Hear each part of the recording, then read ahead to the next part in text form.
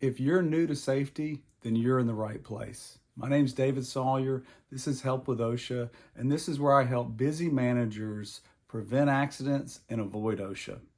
Now, we're in the middle of a series right now. The series is all about the Safety Manager Guide, what I call the safety steps. This is a simple way for you to be able to figure out how to quickly and efficiently implement safety programs at your company so that you're doing consistent training, consistent inspections, and most importantly, nobody's getting hurt.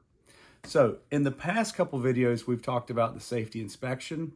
We talked about accident records and making sure we had a clear understanding of accident records. And then last week, we talked about step number 3, which was all about prioritizing your programs and your training. Your programs and your training are really important because you want to focus on what is most likely going to hurt somebody.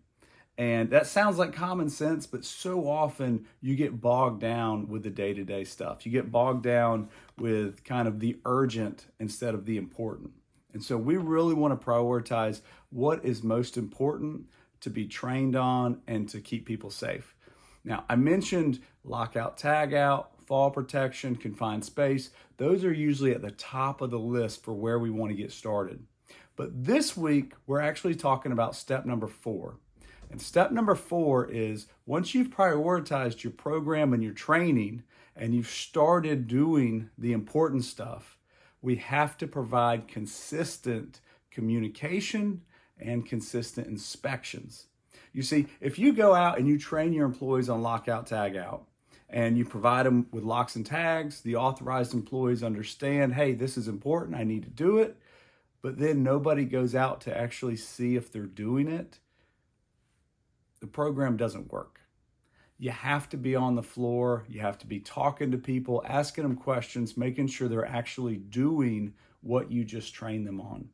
And it's important, if you do lockout training in March, you want to make sure that you follow up in April, but then follow up in July, follow up in October. Make sure that you are following up. So I would encourage you to get a calendar.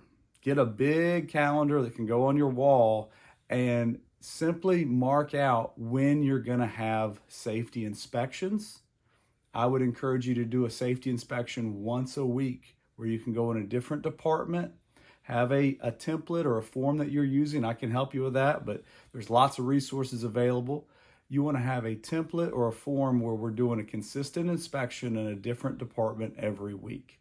That way we know what needs to be fixed from a equipment standpoint, if we have broken equipment or damaged equipment, and also on the personnel and the behavior side, what actions are people doing that's going to get them hurt. So that's important for inspections. When it comes to communication with your team, I would encourage you have at least a monthly meeting to communicate a new safety topic. In that monthly meeting, you're going to be communicating with workers, but also we want to communicate with leadership. Now, let's be honest, sometimes you don't always get the top leaders in your safety classes, right? It doesn't always happen, but you still want to include leadership. So I would encourage having a standard email where you can send out a monthly scorecard so that managers, HR managers, production managers, even higher up people, in engineering in different places are going to have a monthly communication where you're reviewing, these are the inspections we've done this month, this is the training we've done this month, and any accidents that have happened. Now, the last piece of the puzzle, and again, this step, it's not going to happen in a day. It might take a couple weeks, it might take a couple months. But another important part of this is after you've done step 3, where you've prioritized the programs and the training, now we can start bringing other people on board to help us. And I'm talking about establishing a safety committee. So you want to have a safety committee that's a mix of people that are going to be both people on the floor in different departments, as well as people in leadership. You want a handful of people from maintenance, maybe quality assurance or quality control. So you want to have a diverse group. And depending on the size of your company, this could be 4 people, it could be 14 people. But you want to have a consistent meeting with your safety committee. So just to recap, we organized our programs into what is important. That's what we did last week. And now we're talking about how do we make sure we provide consistent inspections and consistent training. Get a calendar, map out your weekly inspections, do a monthly training and a monthly email with leadership so they know accidents that have happened, they understand what you're training that month, and they can get a good idea of what the inspections are looking like. This is all meant to be a way to communicate. You want to communicate, because one thing I know about every single organization I've worked with, they don't have good communication. Or at best, it's okay communication.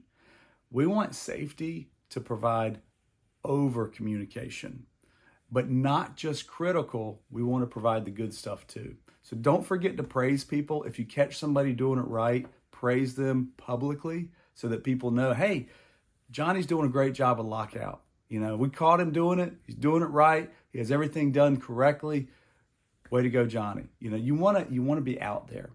So next week, I'll come back and we'll talk about step number 5. But for right now, make sure you got a calendar.